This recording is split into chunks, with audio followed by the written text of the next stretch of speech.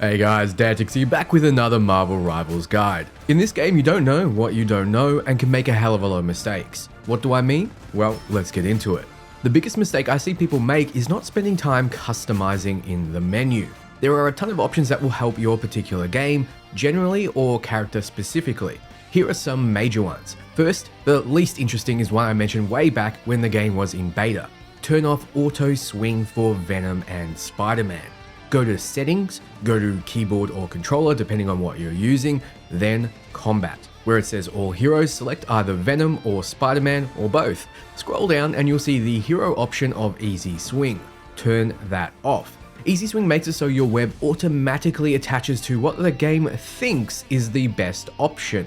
This will have you smashing into walls and bridges. It's almost never the best option, and it means you can never attach a web ahead of you to get under narrow areas. Professional Venom and Spider-Man players have this setting off so they can control where they swing. Most even have the hold to swing option on so they can fine-tune when they let go, though that isn't as core. So all you Venom and Spider-Man hopefuls, give these options a go. Also, while you're in the menu, for every melee hero, make sure you have on display attack range. It'll give you an idea of when your attacks will hit by highlighting enemies red when you are in range. Very useful in the heat of battle when whiffing abilities will cost you. Marvel Rivals has many moments where quick reflexes will be the difference between life and death. So be sure if you're using a mouse to bind some abilities to your extra mouse buttons. I put melee on mouse 4 so I can weave in melee attacks between actual basic attacks. Yes, a lot of heroes can get bonus damage by mixing in melee between basics. We mentioned Venom before, so let's use him as an example. Check out how his basic has a bit of downtime. If you use that downtime to melee, you'll kill much faster. This is made easier by binding your melee to an easy to reach button.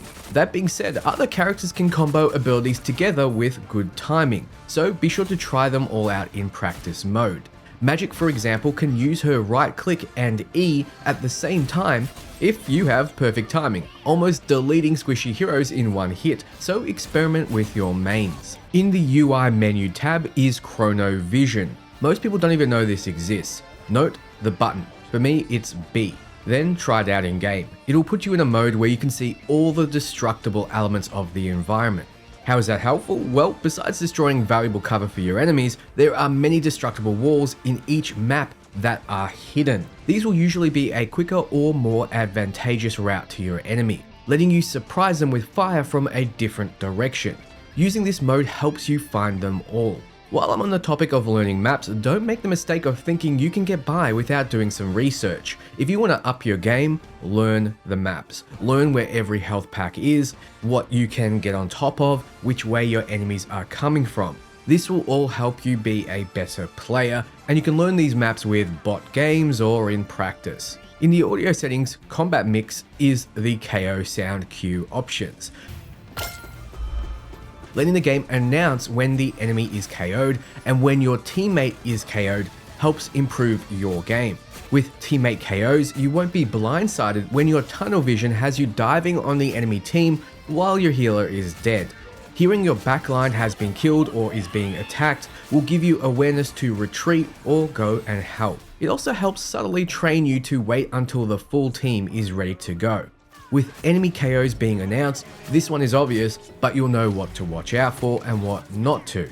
Very useful in a game like this when going in and getting the right positioning is very important. So now that you've taken a look at your menu, take a look at each hero and really learn them. They have details you won't get from just reading their skills. One major example is Wolverine. People just assume he's bad, but he has a very particular set of skills, which means a particular niche that no other hero can fill, in that he does percentage-based bonus damage based on the enemy's max health, meaning that yes, he is a vanguard or a tank killer. Follow the link in the description and you'll get a detailed breakdown of each hero's skills, their cooldowns, bonus effects, and much more. One major thing to look out for is damage fall off. A lot of range heroes deal significantly less damage at a particular range. For example, Adam Warlock does 100% damage until 20 meters, then it starts decreasing all the way down to 50% at 40 meters. So hitting targets 40 meters or more away is half damage. You need to know this, and you need to jump into practice mode where it shows you the ranges and get a feel of how far that is. That'll mean you'll more accurately stay at the 20-meter range to maximize your damage output. You'd assume that Black Widow's Red Room rifle, for example, would have no fall off. It does. If you fire from the hip, it starts falling off at only 10 meters. Half damage at 20 meters, meaning firing from the hip, which is being popularized on Reddit and TikTok, is actually not more efficient unless you're very close to your targets. It's better to use straight shooter to aim and fire for 100% damage past 20 meters. The site gives you the exact numbers. For example, Captain America's ultimate, Freedom Charge, does not tell you how much it buffs you and your allies. Here you can see you get 150 bonus health, then 110 every second, as well as 30 movement speed. Suddenly it sounds much more defensive and useful. Scarlet Witch's ultimate, Reality Erasure, is not a one-hit kill like many suspect. It actually does 750 damage, so with a high enough health pool, like on Hulk, or enough bonus health, you can survive it.